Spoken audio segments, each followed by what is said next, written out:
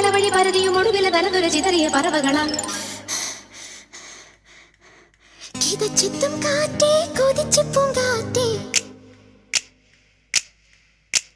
മണിത്തുമ്പപ്പൂവിൻ തേനും തായോ